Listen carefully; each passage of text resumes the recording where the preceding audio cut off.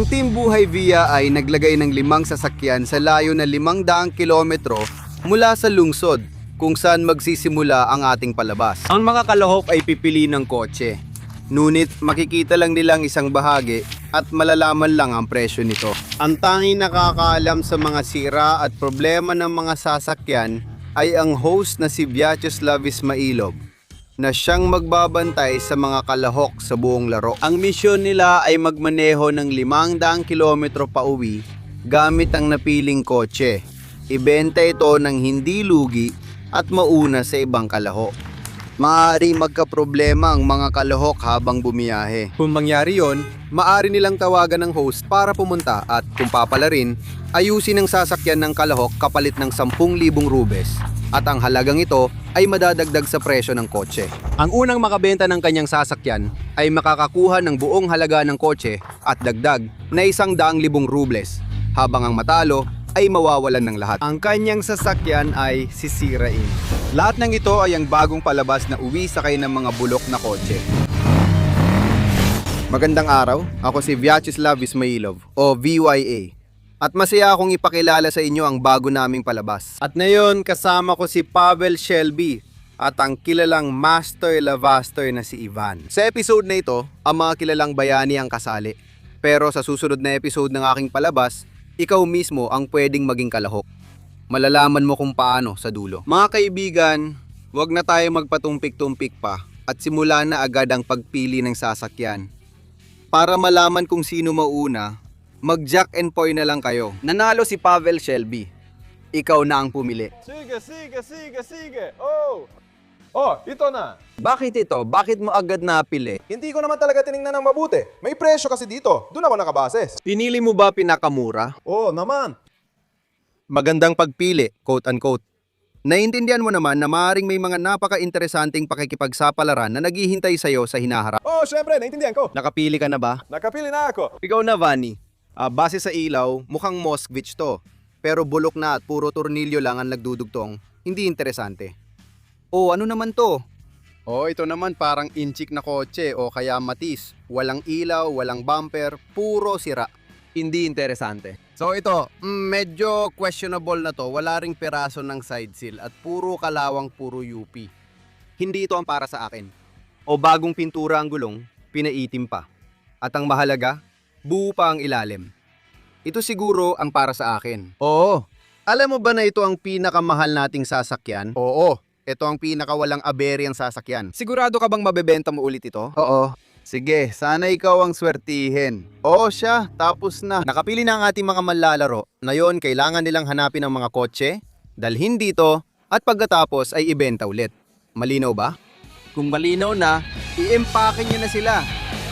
Walang nakakaalam kung saan eksaktong pupunta ang ating mga kalahok. Pero kung may kahit anong hindi maganda na mangyari sa inyo, baka matulungan ko kayo kapalit ng 10,000 rubles lang. Suwerte, tara na.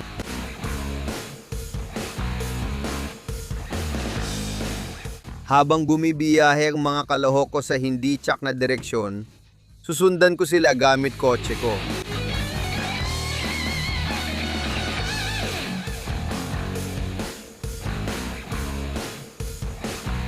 O sige, tara na.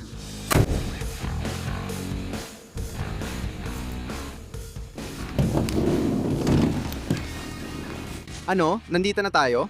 Ay, ang liwanag naman. Oh, ang liwanag. Nasaan na tayo? Nasaan? Ang mapa! Kompas. Ganito ba? O ganito? At saan naman ito? Nako, Nakikita ko rito ang maraming bahay. nagpasya kaming huwag bigyan ng mga coordinate ang mga kasama, kundi larawan lang ng mapa para mas mahirapan silang maghanap. Tingin mula sa itaas at paano ko malalaman kung nasaan dito ang kulang bubong? Malaki ang bahagi ng gubat dito at narito ang mga bahay. Bahagi ng gubat. Gubat dito. Kaya parang doon tayo dapat pumunta sa direksyon yon. Doon tayo! Kahit na may gubat din sa kabila. Kompas. Dapat pala nag-aral ako ng geography sa eskwela, hindi ko alam kung paano ito gamitin. Larawan ng gulong. Maganda ang gulong, malamang maganda rin ang kotse. Dito sa mapa, kailangan pag-isipan. Kailangan intindihin. Kompas at mapa. Dun ba? Ayun, may nakaparada ron. Ano yun nandun? Baka sa akin na yon, baka nandito lang sa tabi. Nagkakamali si Vanya. Hindi siya pumupunta sa tamang direksyon at dahil doon, nasasayang ang mahalagang oras. Kumusta naman kaya si Pasha? Mukhang nahanap ko na. Tingnan mo, asul ang fender dito at dilaw naman dito. Yung rim dito makintab pero dito matte. Nako, baka hindi talaga ito. Siguro, malamang, pakaliwa tayo dito. May parang range dito na naka-highlight ng pula. Baka malapit na tayo. At ito ang interseksyon. Nasa interseksyon tayo ngayon. Siyempre, sobrang dumi dito. Pero sabi nga nila, hindi hadlang yan. Sige, tingnan ulit natin ang mapa. Kamukha talaga ng lugar. Ayon, yung pulang bubong. Ayan na. Ibig sabihin, yung sasakyan ay nasa kaliwa, sa bandang kaliwa. Sa tingin ko, tama ang daan natin at halos nandito na tayo. Oo, grabe. Sino nandito? Palikuran sa probinsya. Oo, aso lang bahay. Dito rin, aso lang bahay. Oh, may nakaparadang kotse doon. Ito na nga. Mukhang pareho-pareho nga. At pareho rin ng gulong. Oo. Kapag inikot mo, eksakto ako nakatayo sa kata ng bahay na ito. Sige. Nasa mismong lugar ako kung saan nakalagay yung lokasyon.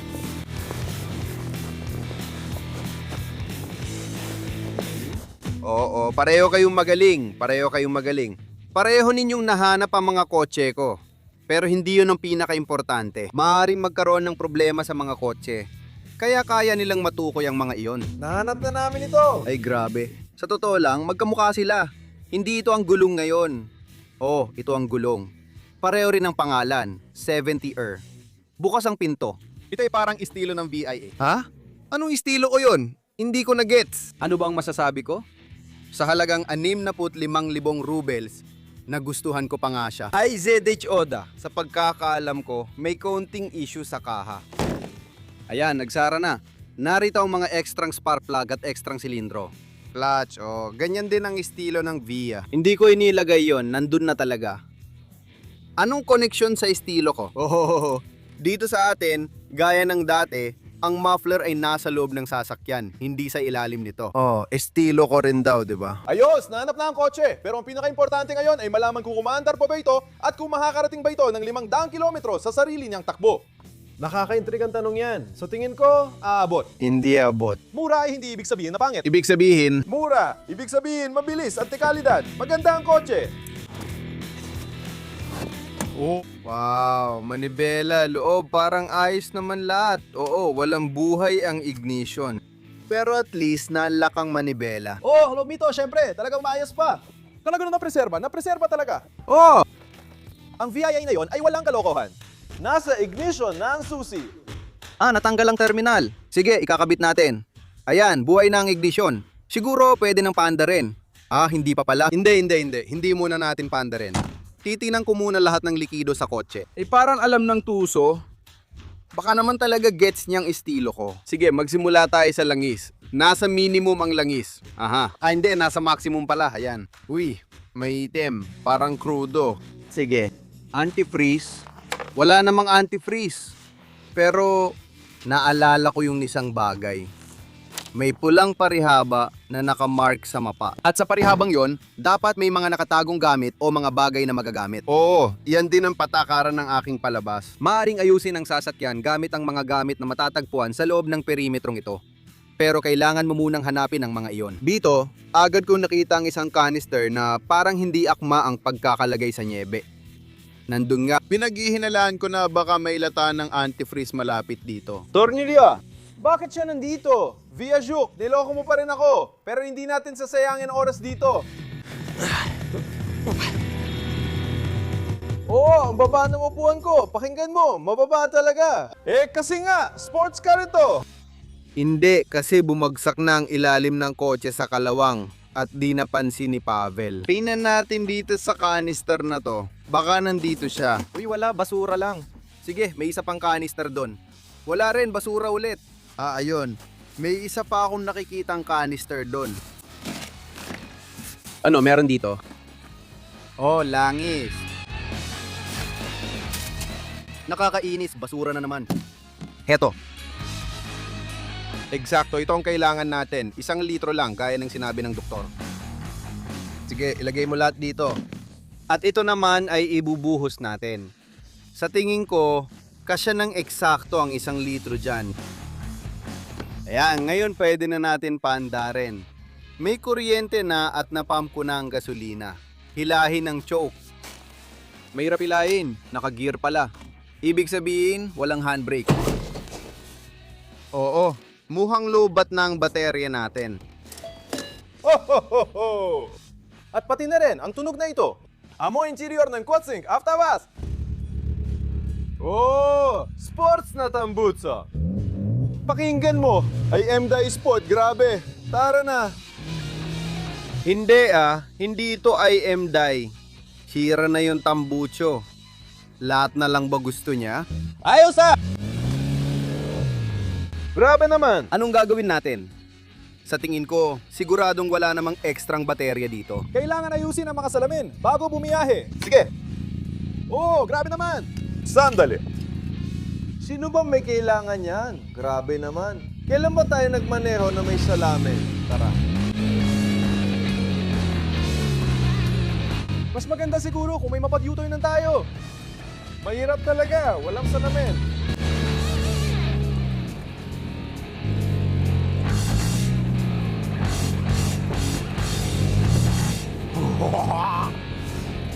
Tama lang, pababa naman dito. Sige, paandarin natin to sa tulak. Ano pa bang gagawin natin? Wala namang makakapigil sa akin. Diyan sa may pababa. Ayan. Heto na!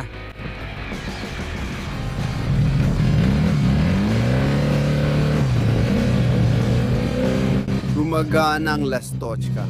Magaling. Ayos lahat.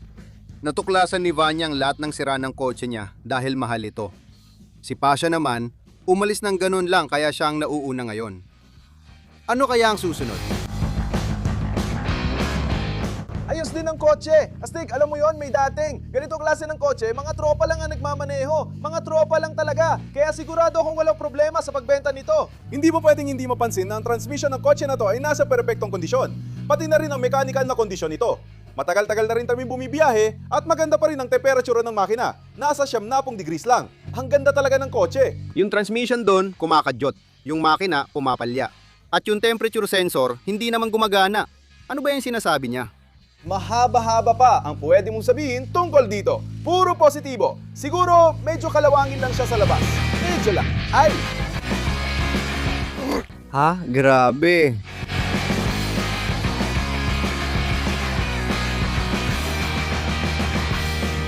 Ay! Bumukas ang hood, isipin mo. Grabe. Oh, may espasyo pala dito para tumingin. Sige, siguro. Dapat talaga. Siguro, huminto tayo at isara natin yon. Delikado to. Hindi na pwedeng magpatuloy ng ganito. Wala ba talaga siyang pakialam?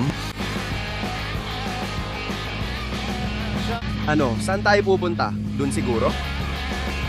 Sige, ang mahalaga ngayon ay huwag tayong tumirik. Kasi kung hindi, kailangan na naman nating itulak para umandar. At mukhang hindi na ako makakahanap ng ganitong katarik na daan. Problema yon. Pero, mukhang gumagana naman ng alternator. Pero siyempre, hindi ko na muna susubukan yon. Mukhang ayos naman si Vanya. Maayos ang takbo niya. Tama ang mga sinabi niya tungkol sa alternator. Pero paano kaya makakaalis si Pasha sa sitwasyon niya? Oh, bumugas ang hood. Walang problema. Ipapakita ko sa inyo kung paano ito ayusin. Ganito ang gagawin mo. Una, ganito. Ganito ang gagawin mo. Pangalawa, ganito. Ayos na ang hood. Hindi na ito magbubukas at hindi na tayo maaabala nito. Wow. Sa madaling salita, bago ako sumakay, tiningnan ko lahat ng likido. Puno ang tangke. May antifreeze, may langis. Medyo mas mababa ang level ngayon, pero ayos lang. Maayos ang transmission at may brake fluid, may preno. Sapat na ito para sa 500 kilometro. Posible nang hindi na ako magpagas o uminto kahit saan. Diretso lang ang takbo hanggat abot ng lakas. Hanggang doon lang. Sapat ang gasolina, maliit lang ang konsumo ayon sa kwenta. Nakakagulat. Maayos gumagana ang speedometer. Oo nga, ang speedometer lang talaga ang gumagana doon. Pakiramdam ko, sobrang eksakto ang pinapakita niya. Matagal ang biyahe dito pero masasabi ko ang komportable naman kami. Kulang lang sa musika. Kulang talaga sa musika. Pero kahit meron, hindi rin naman maririnig kasi sobrang ingay dito. Sa speedometer, 6 na po. Counting! On! Sa totoo lang, nag-aalala ako kasi nakala kong maganda na agad ang sasakyan sa presyong yon. Pero hindi rin naman masama. Pero may mga kaunting abala tulad ng kailangan kong magdagdag ng coolant at kailangan ko ring asikasuhin ng problema sa baterya. Yung kotse, sa dealership mo ba binili ng bago? At medyo, syempre, nakakaramdam ako ng kaunting pag-aalala tungkol dito. Interesado ako kung kamusta na si Pasha doon.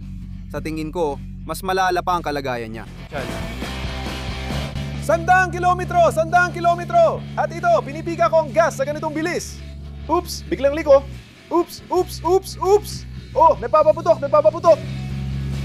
Wow! Hindi ko nararamdaman ng mga lubak. Relax lang. Ang saya talaga. Grabe. Wow! Oh, wala akong makita. Halos tumigil ang puso ko, mga tol.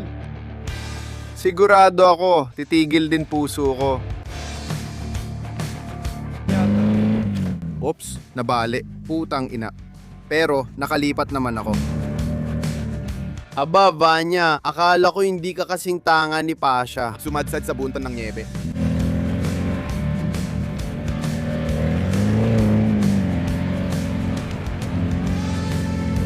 Nakokontrol at talagang umaandar. Halimaw. Ay, halos maaksidente tayo. Tara, alis na tayo. Ay, isa na lahat. Maganda talaga ang kotse, pero maingay. At ngayon ko lang naisip kung bakit. Ito ang silencer, mga kasama. At nasa loob ito ng sasakyan ko, hindi sa ilalim kung saan dapat ito. Ganon, matagal nang nasa kalsada si Pasha. Pero si Vanya, hindi pa rin malaman kung nasaan. Tinitingnan niya ang kanyang suspension. Sa ganitong paraan, pwede siyang matalo. Ay, nagulat ako. Diyos ko, hindi inaasahan, mga pare, hindi inaasahan. Parang tumalo ng puso ko sa takot. Isipin mo, hindi pa ako naka-experience ng ganito dati. Oo, alam ng lahat na kay Pasha, mas malala pa rin ang nangyari na. Lagi siyang sinusundan ng kakaibang pakikipagsapalaran. Alam nyo, parang pakiramdam ko, si Via ang igawa ng lahat ng ito. Oo, talagang lumalampas na siya sa limit. Wala akong kinalaman dito. Yung siraulong Hasanator ang nagmamaneho ng sobrang bilis. Gawa niya talaga yan, sinasabi ko sa inyo. Yung lock. Una kong inayos. Pero nung umabot ng 100 at 20, bumukas ulit. At hindi siya basta bumukas. Kung mapapansin nyo, parang may bitak pa nga yung windshield sa tingin ko. Ayan o, doon. Kita mo kung paano nagasgasan. Sabi ko, hindi ako magpapaloko dyan. Oo.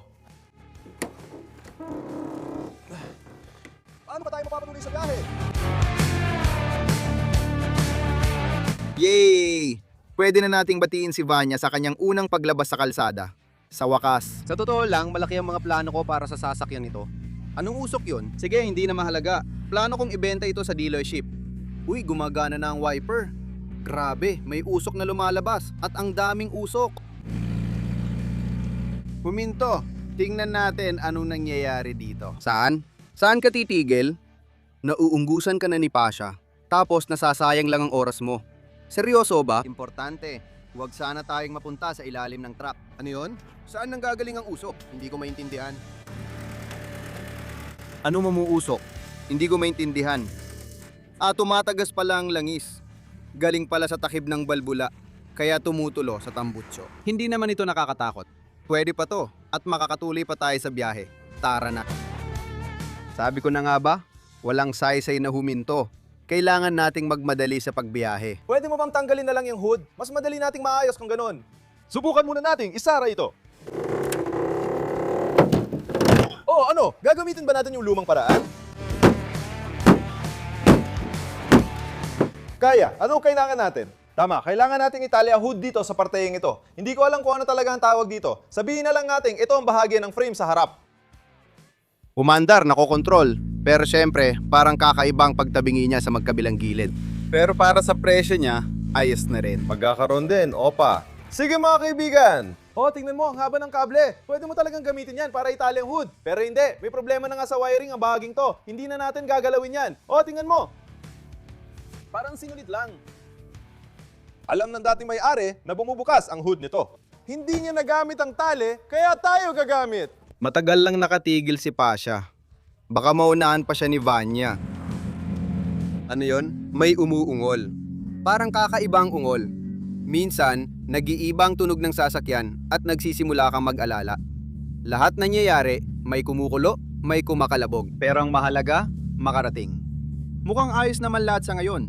Lahat ng 4 na gulong umiikot, ibig sabihin, nasa ayos pa. Ang mga gumawa ng VAZ 21-14 ay pinag-isipan nito.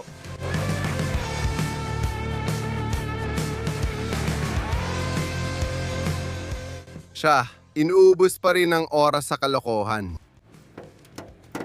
Oh, puta! Mabubunot! Dahil hindi tayo natulungan ng sinulid, sabi nga nila, may kasabihan, hindi mo kailangan ng talino kung may lakas ka. May lakas ka, hindi mo na kailangan ng talino. Pero dito, sigurado akong wala talagang kailangan ng talino ang kahit sino. Gawa ba ito sa plastic o ano? Isinasara na natin! Sige, alis na tayo. Nasa nanay ko ako. Yung hinsyero. O pamilyar na daan, pamilyar na mga liko. Sa totoo lang, nararamdaman ko na nalampasan ko na si Pasha. Dahil papunta na kami sa perm, ilang liko na lang at makakauwi na kami. Oo, totoo, lahat ay nagbago sa ating harapan. Inunahan na ni Vanya si Pasha at siya na ang nangungguna. Sa totoo lang, hindi na pumapasok ang ika-4 na gear. Ayos lang, siguro hindi na rin kailangan. Hindi rin naman siya ganun kagaling na leader, pero siya na ang meron tayo. Umaandar pa ba si Pasha doon? Umandar siya ng medyo kumpiyansa. Parang ganun pa rin ang handling niya. O mga tol, sigurado ako mabebenta ko agad ang kotse, mga 6 na ako. Hanggang 70,000 presyo. Ang mga kotse ng mga tropa ay nasa 100,000 ang presyo. Pero normal lang yon. Alam ko, ang takbo ng merkado. At kaya masasabi ko, may kumpiyansa na mabebenta ko agad ang kotse. Tama si Pasha, kasi ngayon, mahal talaga ang mga kotse ng tropa. Hindi lang niya isinasaalang-alang na hindi siya nakasakay sa kotse ng tropa, kundi sa bulok at butas-butas na lata. Sa totoo lang. Oo, ano sabi ko? Ito talaga ang gaspala. Kung gusto mong umakyat ng bundok gamit ang hedgehog, kailangan mo nang magpabilis pa 1 kilometro bago pa ang ahon. Pero gusto ko pa rin ito. Maliit lang siya, komportable at magaan maneho. Sabi ko nga, sana ibang transmission. Pero sa presyong ito, parang spaceship na. Bakit hindi niya nagustuhan ang transmission? Kung sakali, nung nakaraan, sinubukan niyang ipasok hindi ang ika-4, kundi ang reverse. Sige na, kakastart pa lang natin magmaneho, may sira na agad. Pero ayos lang, sanay ako sa pagbebenta ng kotse, marunong ako sa mga sasakyan. Ayusin natin yan agad-agad. Nakalayo na tayo ng maayos. Pero itong sira na, pangatlo na ito. Ngayon ko lang nakita ito. Ganito ba talaga ang tangke ng gasolina niya? Lahat gawa ng swapang na nabebenta. Nagulat ka? Ako gumawa niyan. Ginawa nila yan para hindi na tumingin ang mga tao sa ilalim ng hood para agad may benta. Pero mabigat pa rin, mabigat. Mabigat ang takbo. Uy ha! Ay, ang bilis umarangkada ng pangalawa. Tingnan mo kung gaano karaming usok ang lumabas. Pero normal ang temperatura. Ayos lang lahat. Eh malinaw na ang problema ay nasa kable ng kuryente. Kasi ganito ang pagkakagawa dito, hindi maayos, hindi magandang kalidad, pabaya. Dito may sensor ng crankshaft. Gaya ng karaniwan sa modelo to, lagi may nasisira. Gawin mo lang taas, baba, kanan, kaliwa, andar na siya. Ha? Ano bang sinabi ko? Tara na, kaunti lang oras natin. Grabe, ang swerte niya. Hinampas ko na ng martilyo ang sensor, pero gumana pa rin. Sa likod ng kanto, kung tama alaala ko, nandoon ang bayan natin. Anong bayan? Ano bang sinasabi niya? Astig ang kotse, gusto kong magpasiklab ng kaunti. Tara gawin na natin, grabe. Ay grabe, natakot ako. Sige! Ano bang ginagawa niya?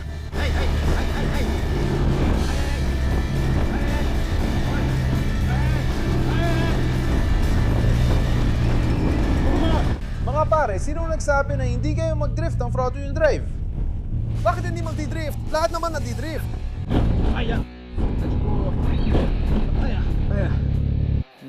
Hindi, pero sa ganitong bilis, siguradong matatalo si Pasha. Malayo na rin ang agwat niya kay Vanya. Mga tol, grabe na ba ang lagay dito? Sige. Ayun, parang pwede na. Ay, hindi. Ano ba? Lintik! Opa, sa wakas. Matagal ko nang ginintay ang sandaling ito. Tuluyan ng 3 silindro na lang ang andar ng makina. Subukan nating ilagay sa 4. Ayan, pumasok na. Oh, paano nangyari yon? Siguradong kabel ang problema. Tukuyin natin. Ayan o, naputol ang kable ng spark plug. 3 silindro lang ang gumagana, hindi talaga aandar ang kotse, kaya ayaw mag-start. Sige, kailangan nating mag-isip ng paraan agad. Kung iinang natin ang isa pang kable sa kable na ito, sa teorya, aabot ito. Galing ito sa radyo ng kotse, wala nang gamit dito. Ayos lang, parang binabaklas na talaga ang kotse. Sa palagay ko, wala nang say-say tumaya kay Pashka. Ayan na yun. Ikakabit na natin ito ngayon sa pwesto. Ang mga lumang kable ito ng spark plug. Mga kable ng spark plug, pasensya na. At malamang, imbes na tanso, karaniwang metal lang ang ginamit dito. Oo, tama ako. Hindi ko magagawang ikabit itong kawad dito. At saka, hindi rin ito kakapit dito kahit paano. Wala na ako magawa, kundi tumawag sa VIA. Sayang ang pera. Pero binili ko naman ang kotse sa sobrang mura. Tama? Tama. Ha, ayan ang twist. Akala ko si Pashka ay magtitipid hanggang huli. Ako ay professional.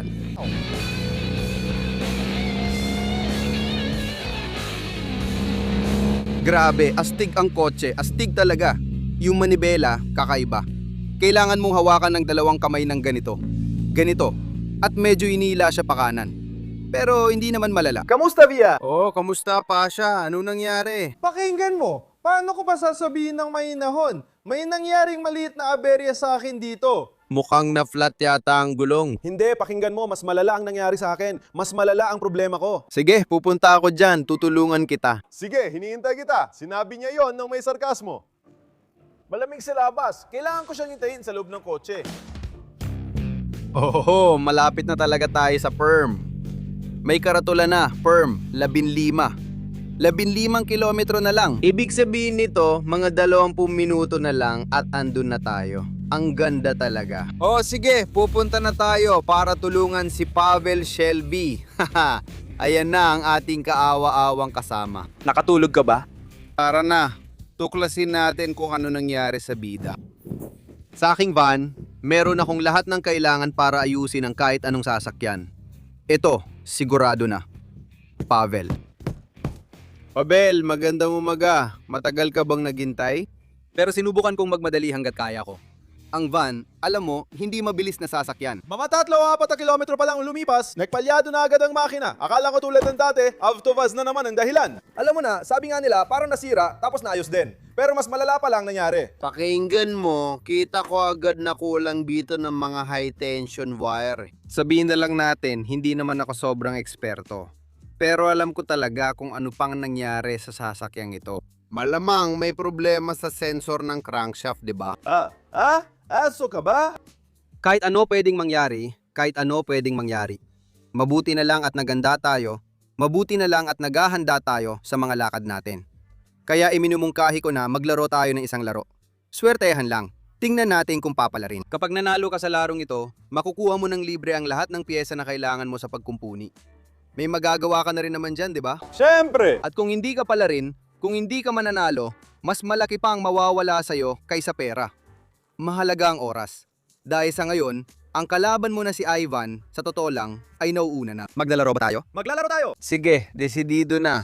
Ihandaan nyo na ang laro. Tinawag ng kalawak ang Via, kaya kailangan na niyang maglaro ng Minesweeper. Lahat o wala ito. Simple lang.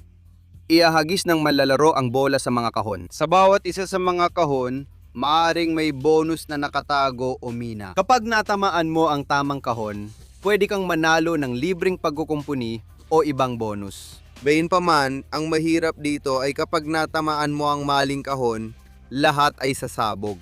At matatapos ng laro, mawawala sa kalahok lahat ng posibleng mapanalunan. Malinaw ba ang mga patakaran? Malinaw! Sa swerte ko, siguradong sa una pa lang, bomba na agad ang mapipili ko. Tingnan natin kung ano ang mangyayari. Sige. Hindi sumabog! Hindi sumabog. Teka! 5,000 rubles. Magpapatuloy pa ba tayo o tama na? Siyempre, magpapatuloy tayo! Hindi. Kung magpapatuloy tayo, itong 5,000 ay mananatili dito. Oh? Tulad ng sinabi ko, sa bawat pagkakataon, tumataas ang posibilidad na matalo. Lahat o wala. Oh, at ngayon, ano nakuha mo sa pagkakatao ito? Sa kasamaang palad, walang laman ng pwesto. Pero hindi naman ito mina, kaya salamat na rin dun. Sangayon ako! Ayan, hindi sumabog, wala na namang pagsabog. Ano kaya ang meron dito? 5,000! Oh, ito ang iyong tanghalian. Gusto mo ba ng mga sandwich? Siyempre, gusto ko. Pero hindi mo makukuha ang mga yon kung magpapatuloy ka pang maglaro. Kung tatapusin natin ang laro, sa'yo na ang 5,000 at mga sandwich at kanya-kanya na tayo. Maganda ang mga sandwich at tera, pero hindi ko pa nahanap ang kailangan ko. Mga piyesa. Mga piyesa, tama yon. Kung ganun, magpapatuloy pa tayo? Magpapatuloy tayo. Hindi. Magpapatuloy tayo. Ilalagay natin ito dito rin. Ayos lang.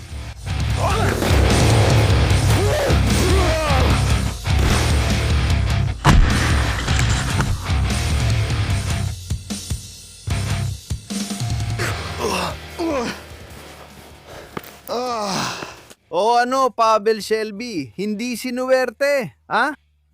Hindi sinuwerte, paalam, natalo ka. Paano yon? Ganun lang. Lahat ng natira, sa inyo na.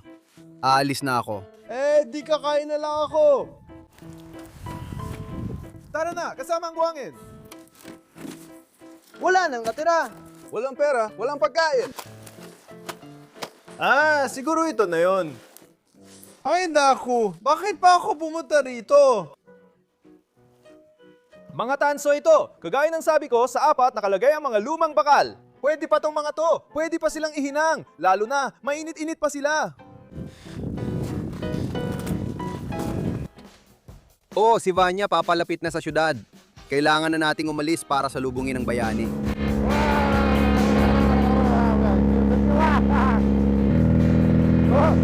Grabe, ang bilis. Ay, at mukhang si Ivan yan.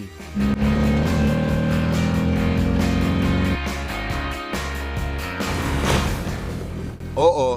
Oo, Ivan. Maligayang pagdating sa perm. Pwede kitang sabihan ng isang sikreto. Sige. Ikaw ang una.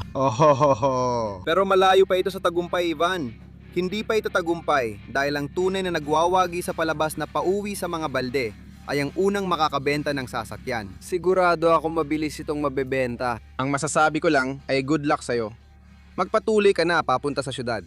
Gawin mo na ang gusto mong gawin. At ako naman ay maghihintay pa rin dito para sa ating pangalawang kandidato, ang kalaban ni Ivan, si Pavel Shelby. Swerte si Ivan sa naging pagpili niya at maaring siyang maging panalo sa episode ko ngayong araw. At kikita siya ng 100,000 rubles, pati na rin ang perang makukuha mula sa kotse na ito. Pero, maaring maging iba ang kalalabasan ng lahat. Ang tuso ko pala talaga, paano nangyari yun? Alam ko na sa swerte ko, siguradong hindi ako mananalo. Anong gagawin ko dito ngayon? Paano to? Ang kailangan lang natin gawin ay ikapit ang tansong kawad sa lumang kawad, balutin ito at dito natin ipapasok ang spark plug. Sa ganitong paraan, dapat gumana ang makina. Subukan natin. Ayan, mukhang nagawa naman natin. Oh, sige, subukan na natin. Kaunting aberya lang, wala namang malala. Subok ulit, pakalawang beses na ito.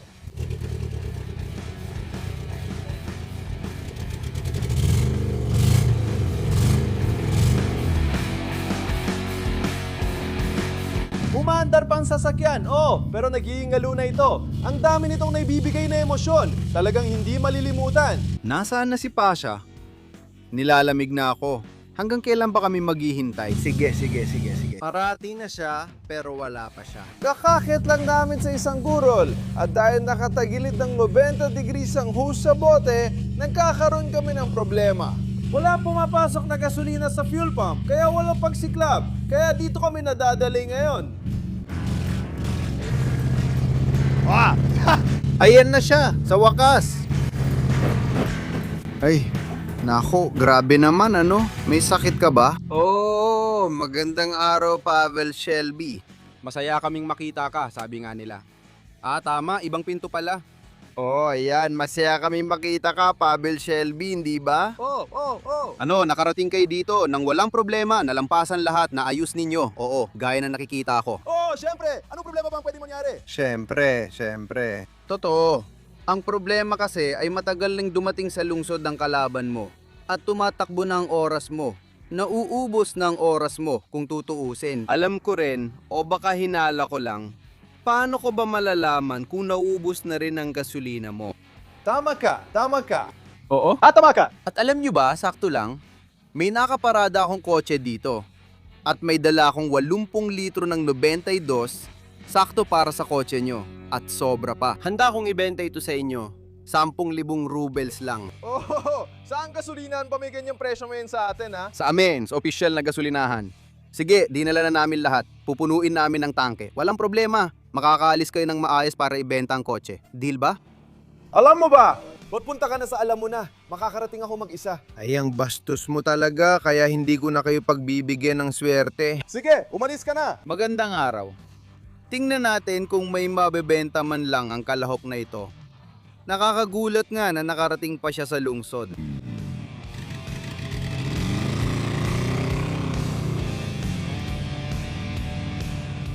Swerte ang mga tanga. Pero abot hanggang dulo kaya? Mahalaga ang maunang makabenta, hindi lang ang makarating. Oh, mukhang maayos naman ang loob ng kotse. Oops! Opa! Sige, ilalagay ko sa handbrake.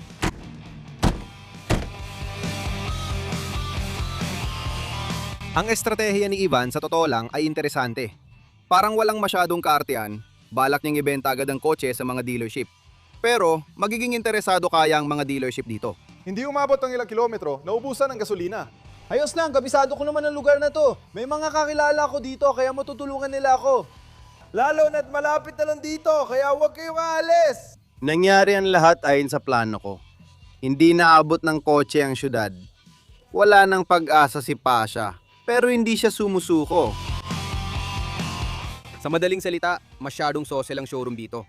Sabi nila, hindi nila kailangan ng ganitong klaseng kotse. O siya, maghahanap na lang tayo ng mas simpleng option. Ano bang problema? O dito, gaya ng sinabi ko. Sige, may naisip akong isang ideya. Umalis na tayo dito. Mukhang hindi umayon ang mga bagay para kay Ivan. Pupunta ako para tulungan siya siguro.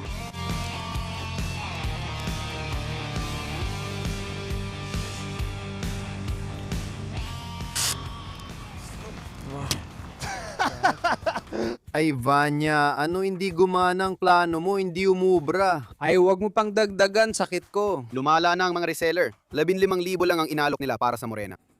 Oo nga, nakakainis. At ano, ganun ka na ba ka-desperado kaya naisipan mong ibenta ng ganyan? Hindi ako desperado. Basta ginamit ko lang lahat ng paraan, online at offline. May mall dito, maraming tao, at siguradong may mag-appreciate sa kanya. Ibig sabihin, napagpasyahan mong ibenta ang kotse mo sa lahat ng paraan at kahit kanino, tama ba? Oo, syempre. Ayoko naman talagang ibenta, maganda pa kasi ang sasakyan. Oh, Huwag kang mag-alala. Ayusin mo lang ng maayos ang at tiyak na mananalo ka ngayon, baka makabili ka pa ng dalawa. Oo, ang saya siguro nun. Ay, pasensya na. Ano yun? May tumatawag. Sino? Pasha. Hello? Hello, Via, ano na? Tapos na ako, itigil mo na ang timer. Mukhang mas maaga pa matatapos ang final ng una kong episode kaysa sa inaasahan. Pero paano nangyari yon? Tanungin natin ang ating mga kalahok tungkol dito. Vanya, oo. nakabili ka ng IZH Oda, isang magandang sasakyan, nasa maayos na kondisyon, sa halagang 65,000 rubles. Oo. Walang naging problema sa biyahe? Sa totoo lang, wala naman. Oo, ayos yan. Pero hindi mo naman naibenta ang kotse. Hindi pa. Parang amoy talo na yan. Kung si Pavel Shelby, kahit nasira ang kotse, walang gasolina, at may iba pang problema, nagawa pa rin niyang ibenta ito. Ikaw ba? Talaga bang naibenta mo? Oo, naibenta ko. At kumita pa ako. Binili mo ang kotse ng 29,000 rubles gamit ang bonus ko. Kaya dapat mo sanang ibenta ang luma ng 39,000 rubles. Tama lahat yan. Ikuwento mo, anong nangyaring di namin alam? Sa madaling salita, sa una malas ako, tapos sinuwerte rin. Naubusan naman ang gasolina, malapit kay Andrew ka. Sino si Andrew ka? Si Andrew ka ay tropa ko. May sarili siyang junk shop. Mas nagiging malinaw na. Dumating siya, tinawag niya ako papunta sa lugar niya. Pinag-usapan namin lahat, gets mo? Ano? Oo, binenta ko sa kanya ang katawan ng kotse ng 14, tapos ang pyesa, makina, accessories, radiator at transmission ng 20. Oo, tama. Sa tabi may vulcanizing shop, tapos yung kotse may alloy rims. Naibenta ko yung mga gulong sa kanila ng 5,000 at 500. Ang tuso ng diskarte mo, no? Galing sa'yo yan! Galing pala sa akin. Sige, ipakita mo ang pera mo. Hindi siya naniniwala. O ikaw na mismo ang nagsabi, galing sa akin. Oh, hawakan mo. Oo, lumalabas na 500 rubles ang sobra. 39,500. Tama lahat. At ibig sabihin nito, ang nanalo sa ating episode na yon ay si Pavel Shelby. At makukuha niya ang mga perang ito, dagdag pang 100,000 rubles. Pero hindi pa dyan nagtatapos. Tara, wasakin na natin ang kotse. Ano? Tara na.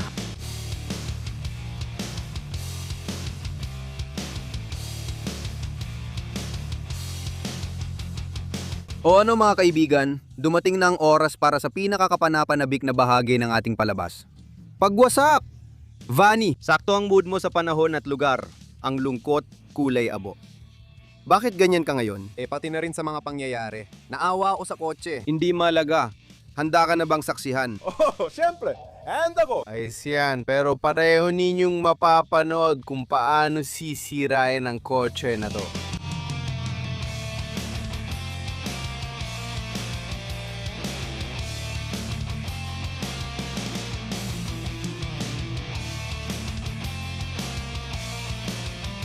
₱165,000 rubles ang natalo mo. Ano ang nararamdaman mo, Ivan? Negatibo. May iba pa ba akong pwedeng maramdaman? Lahat ay malinaw. Pasha, nagawa mong ibenta ang kotse sa bakal sa parehong presyo kung magkano mo ito binili. Dagdag pa ng 10,000 rubles. Talagang kasong buy and sell ka. Tama yan. Wala nang ibang tawag sa'yo. At higit pa dyan, makakakuha ka pa ng 100 rubles dagdag. Anong pakiramdam mo dito? Puno-puno ako ng emosyon. Hindi ko ito maipaliwanag o mailarawan sa salita. Pero sobrang saya ko na nanalo ako sa palabas na ito. Siguradong mas magiging masarap at mas astig pa ang pakiramdam ni Pavel Shelby pagkatapos ng palabas na ito.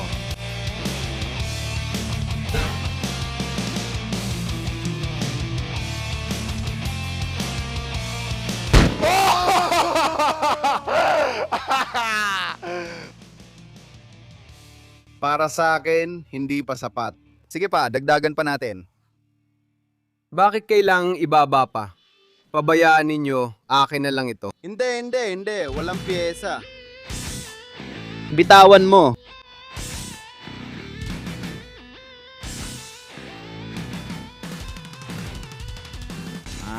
Tumatagas ang kulan, totoo.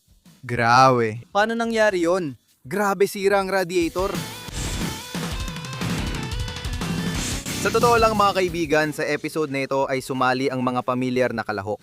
Pero sa mga susunod na episode, ang mga karaniwang manonood natin ang sasali. Kaya sa description sa ilalim ng video na ito, makikita ninyo ang form o aplikasyon kung saan pwede kayong mag-iwan ng inyong request para sumali. Meron din kayong tsansang manalo ng kotse at kumita ng buong 100,000 rubles. Tara na. Oo, kumusta naman? Ano ang nararamdaman mo? Lungkot at kawalan ng pag-asa. Lungkot, may darating pa. Sige.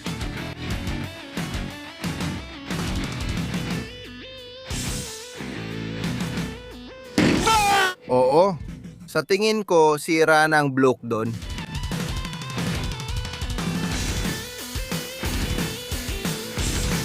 Mga pusta nyo mga Gino, ano kaya ang masisira ngayon? Pinto, dapat trunk, mabebenta pa yon.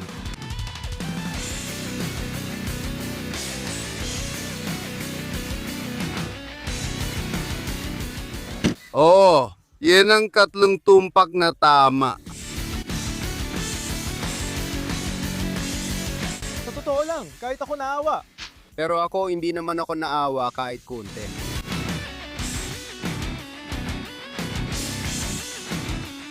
Sige.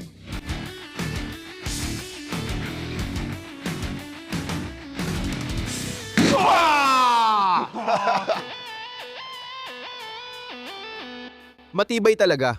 Matibay ang nakuha naming sasakyan. Lumipad na tayo.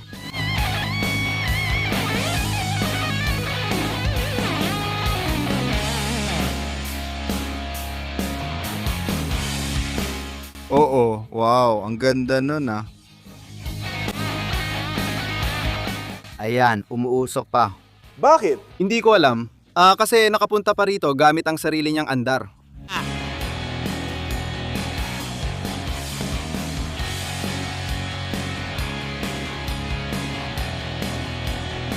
Oo, talagang napaka-interesante ng kwento. May ilan na nakakakuha ng lahat at may ilan na wala namang natatanggap. Kaya Ivan, sira na talaga ang kotse mo at dadalhin na ito sa junk shop.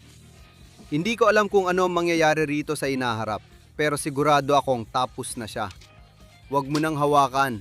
Salamat mga kaibigan sa panonood ng aming unang pilot episode ng Pauwi sa Mga Lata. Masaya ako kung nandito pa rin kayo ngayon. Ilagay sa mga komento ang opinyon ninyo kung ano ang dapat idagdag o bawasan. Mahalaga ito para sa amin. At sisikapin naming gawing mas maganda at mas interesante pa ang aming mga susunod na episode. Huwag ninyong kalimutang mag-subscribe sa channel at syempre, huwag din kalimutang mag-iwan ng inyong mga aplikasyon para sumali sa palabas na Pauwi sa Mga Balde. Kasama ninyo ako, si Vyacheslav Ismailov o kaya si Via. Paalam, paalam, paalam!